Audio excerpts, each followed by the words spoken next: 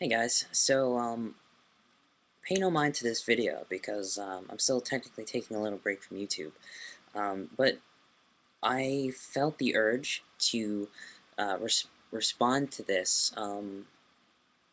It's called uh, The Cosmological Argument by Frank's Voice, and I picked this up on Twitter. Um, and basically, I didn't pick up this link on Twitter, I picked up another link, a following video about this. So, it's basically a teleological or a priori argument for the existence of God. So I'm going to take the opportunity just to warn you. This is a very analytical, philosophical video. It's for fun, um, so keep that in mind. Because right now I'm sort of trying to take a break from the analytical stuff and then come back later after really digesting new ideas and some new reflections, which I hope to share in the future. But okay, so the cosmological argument goes as follows. It attempts to prove that God exists by showing that there cannot be an infinite number of regressions of causes to things that exist. It states that there must be a final uncaused cause of all things. This uncaused cause is asserted to be God. The cosmological argument takes several forms, but is basically represented below, and that's how it starts. Um, My apologies if I'm speaking too fast, but this is a 10-minute video, and, you know. Okay. So 1. Things exist. 2. It is possible for those things to not exist. 3. Whatever has the possibility of non-existence, yet exists, has been caused to exist. Something cannot bring itself into existence, since it must exist to bring itself into existence, which is illogical, and this is the argument. And 4. There cannot be an infinite number of causes to bring something into existence. An infinite regression of causes ultimately has no initial cause, which means there is no cause of existence. And B, since the universe exists, it must have a cause. Number 5, therefore, there must be an uncaused cause of all things. And 6, that uncaused cause must be God. Well, this argument, aside from the fact that it is completely a priori, um, I mean, there's where to begin with this sort of argument. Well, I guess it depends. Two things that come to mind. First, one, if this is a more sure, there is a possibility of a god or some imminent force of creation that has sprang forth everything that is. There are a lot of sophisticated and teleological arguments for the existence of God or a creator, not in the literal sense, but a much more sophisticated sense. And in that case, I do recommend studying Vedic traditions and philosophical descriptions, but I don't think you can argue this, and I will point out where these things don't really work out. Um, so it's possible for those things to not exist, number 2. And 3, whatever has the possibility of non-existence yet exists has been caused to exist. So in other words, it's implying that the causal universe, according to Western science, is real, as in, you know, B cannot exist without having been influenced by something prior. There is a linear sort of motion towards time, in time.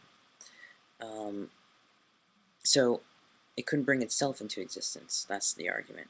And then 4, there cannot be an infinite number of causes to bring something into existence. Meaning, if you're just infinitely saying, well, A cause B, cause C, as the Eastern argument goes, it's turtles all the way down. What does that mean? It means, it's just an excuse, like, oh, infinite regression, infinitely down. There's a reason for reason for reason for reason infinitely. I would suggest, in response to this, not to necessarily, well, first of all, I think this is a very linear way to see time in reality, considering in quantum physics and in modern scientific endeavors, that's not the argument that something was caused by nothing. We don't know what caused the universe. We don't know what caused existence as it is.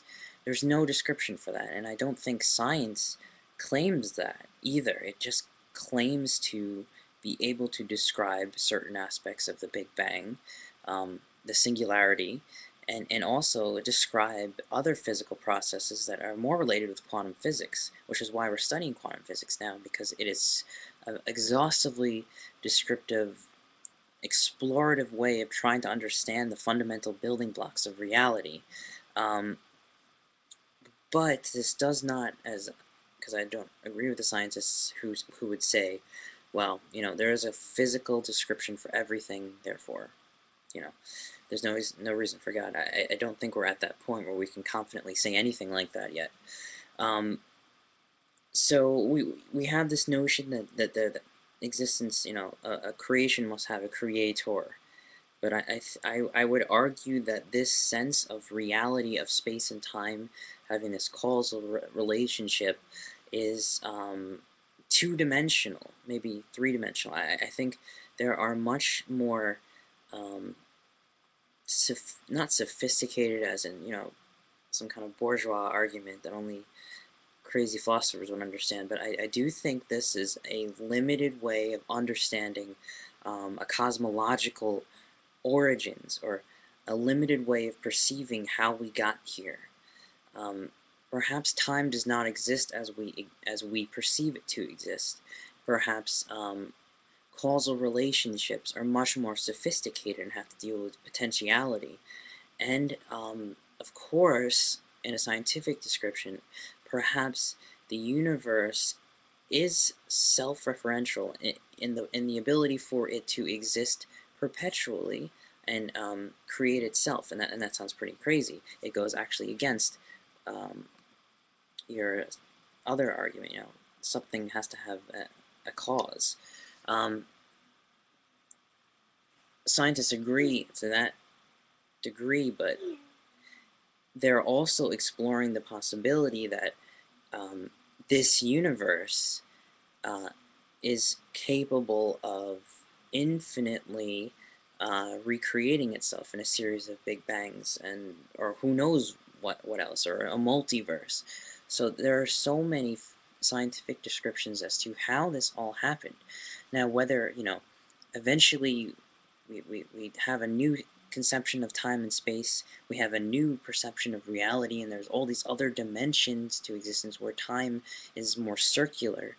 Um, that still doesn't discount the possibility of some kind of grand consciousness, some kind of divine creator, some kind of imminent dreamer of this dream. Of course, that's something that shouldn't be kept off the table. But to argue the causal existence of God according to our limited knowledge and interpretation, according to images and thoughts as they are now, is to limit ourselves severely to the point where we may be missing out on more insightful and transformative philosophies and spiritualities that are more tolerant, A, and then B, I'm hoping more embracing of the scientific worldview, more complementary. And I don't think using this sort of Newtonian linear causal reality to argue God is at all near or close to the unknowingness of what the scriptures talk about, and what so many religions speak of. God is beyond, as they say, God is beyond the known. So we're trying to use these mechanistic and these conceptual and philosophical arguments for God, when really even logic falls way, according to the scriptures, according to so many religions perennially. So I challenge us to not have this limited conception of God and Creator and Spirit, and not a limited conception of reality, because it could be so much more. So yeah, thank you for listening, and that's my rant.